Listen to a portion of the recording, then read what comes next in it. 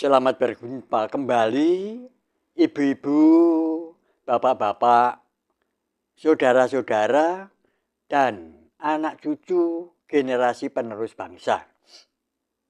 Semoga keselamatan dan rahmat Allah tercurah bagi kita semua. Pada kesempatan yang baik ini, saya akan menyampaikan obrolan dengan topik manusia tidak sendirian. Namun sebelum masuk ke dalam pokok obrolan, setiap mengawali obrolan, saya akan mengingatkan kita dengan mengulang dan mengulang tentang hakikat beragama. Apapun agamanya, untuk membangun manusia agar menjadi insan yang berakhlak mulia dan berbudi pekerti luhur. Jadi hendaklah kita sadar dan ingat bahwa menganut agama itu niatnya untuk membangun diri kita sendiri demi terwujudnya akhlak mulia dan budi pekerti luhur yang tercermin dalam tingkah laku, perbuatan, dan tutur kata kita sehari-hari. Mari dibiasakan setiap kita melaksanakan ritual keagamaan, termasuk mengikuti pengajian dan obrolan ini bertanya kepada diri kita sendiri. Sudahkah akhlak mulia dan budi pekerti luhur tercermin dalam setiap tingkah laku, perbuatan dan tutur kataku sehari-hari? Apabila sudah, bersyukur kehadiratnya. Tetapi apabila belum, mari bergegas melakukan langkah tindak untuk memperbaikinya. Dengan niat memperbaiki diri, mari kita masuk ke dalam pokok obrolan dengan topik manusia tidak sendirian.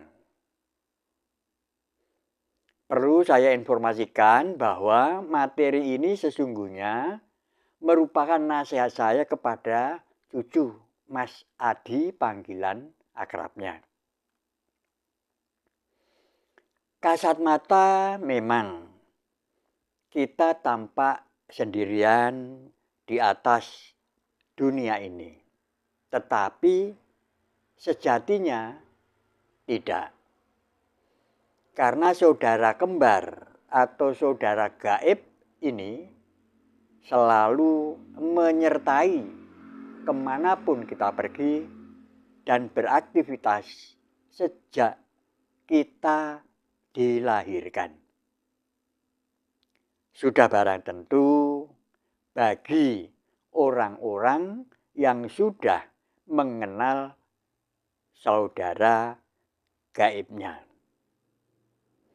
Oleh karena itu, hendaklah kita berusaha untuk mengenali saudara kembar atau saudara gaib yang lahir bersamaan dalam satu hari, yang oleh leluhur tanah Jawa dikiaskan dengan sebutan Nini Among, Kaki Among, Kakang Kawah, Adi Hari-hari, sedulur papat, kalimo, pancer. Bila di dalam Al-Quran, saudara kembar atau saudara gaib yang lahir bersamaan dalam satu hari tidak lain adalah malaikat yang diperintahkan Allah untuk menjaga manusia.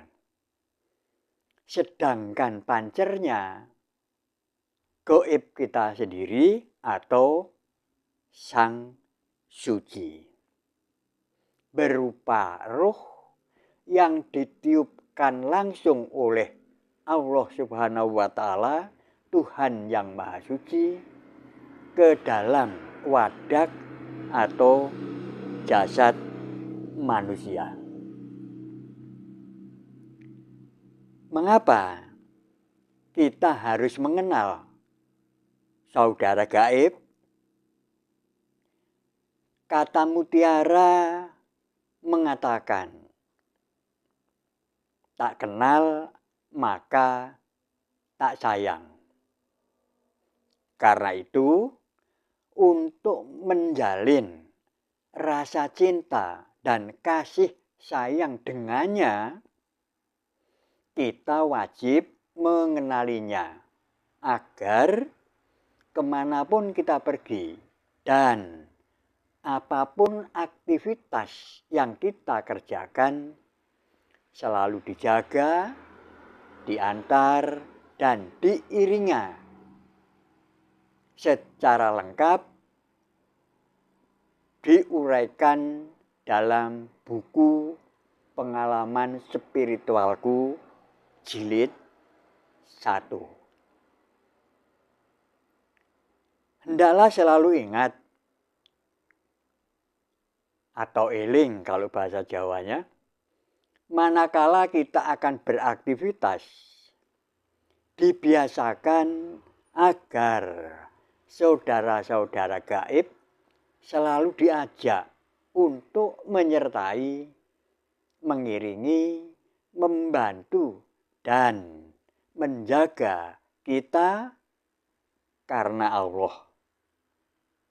Dengan demikian, kemanapun kita melangkah dan beraktivitas, akan selalu disertai saudara-saudara gaib dan yang akan melaksanakan kewajibannya sesuai dengan kehendak kita. Baik aktivitas kita di atas dunia ini maupun saat Sang Suci atau gaib kita kembali ke sisi Allah Subhanahu wa Ta'ala, Tuhan yang Maha Suci pada saatnya nanti. Benarkah saudara gaib atau saudara kembar yang lahir bersamaan dalam satu hari dan yang disamarkan oleh leluhur tanah Jawa dengan sebutan Nini Among, Kaki Among, Kakang Kawah, Adi Hari-hari, sedulur papat kalimo pancer, difirmankan Allah dalam Al-Quran? Benar. Hanya sebutannya saja yang berbeda. Kalau dalam Al-Quran dengan sebutan malaikat,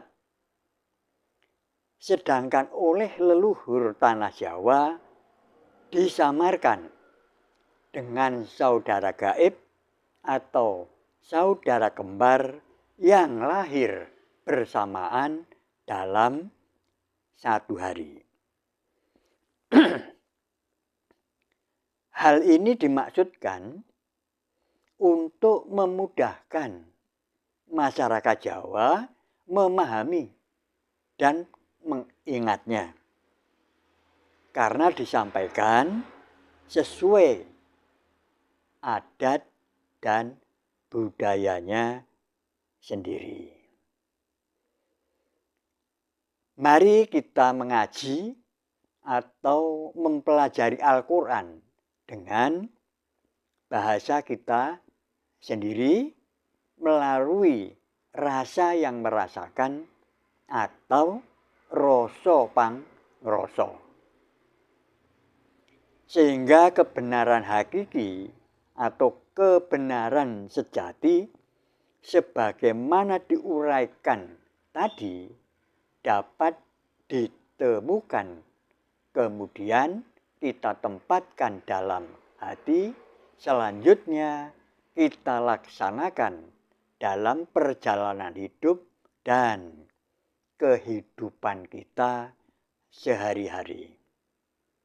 Dengan demikian, perjalanan kita selama melakoni hidup dan kehidupan di atas dunia ini tak ubahnya perjalanan Al-Quran itu sendiri.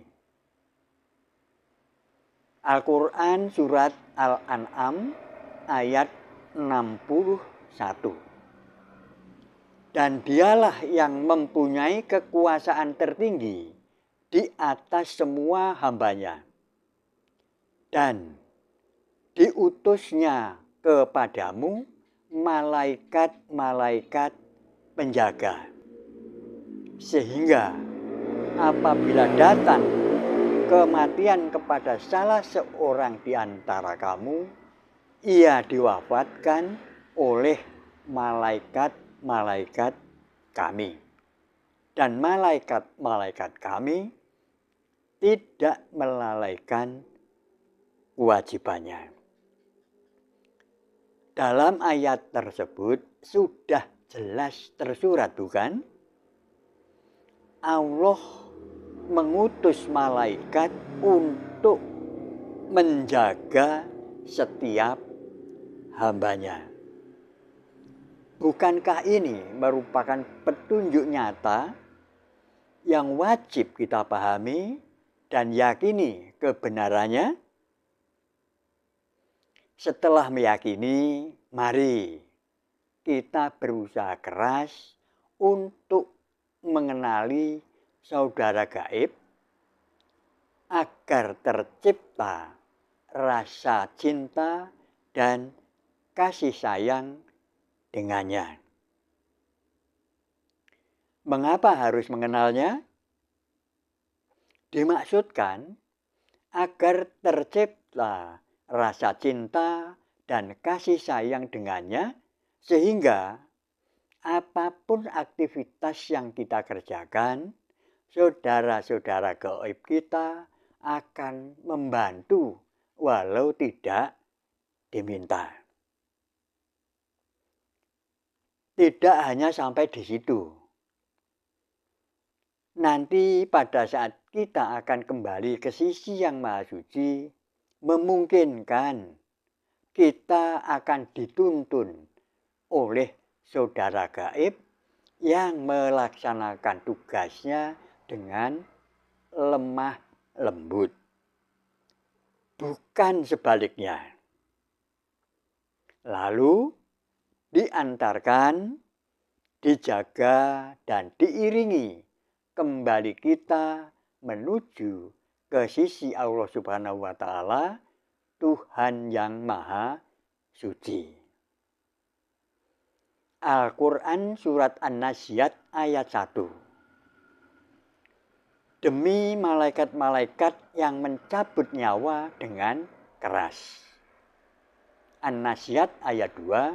Dan malaikat-malaikat yang mencabut nyawa dengan lemah lembut. Al-Quran surat At-Tariq ayat 4. Tidak ada suatu jiwa pun melainkan ada penjaganya. Dari obrolan hingga sampai di sini, sudahkah dapat meyakini bahwa hidup kita di atas dunia ini tidak sendirian? Kiranya sampai di sini dulu obrolan kita, dan akan kita lanjutkan jawabannya dalam obrolan berikutnya dengan melanjutkan topik ini. Ibu-ibu, bapak-bapak, saudara-saudara, dan anak cucu generasi penerus bangsa.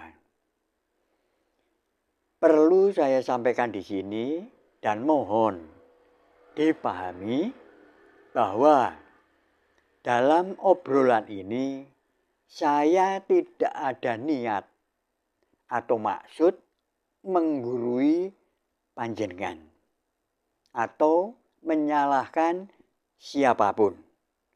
Sama sekali tidak. Tetapi hanya sebatas sesama orang beriman yang wajib nasihat menasihati supaya mentaati kebenaran. Dan nasihat menasihati supaya menetapi kesabaran. Dan bukan, sekali lagi, bukan mencari pengakuan dan pengikut. Jadi, bila dari obrolan kita ini kiranya ada yang tidak berkenan, ya mohon dikesampingkan saja. Tetapi bila berkenan, mohon untuk tidak serta-merta mengikuti. Tetapi tolong dilakukan cross-check terlebih dahulu dengan kitab sucinya. Dengan demikian,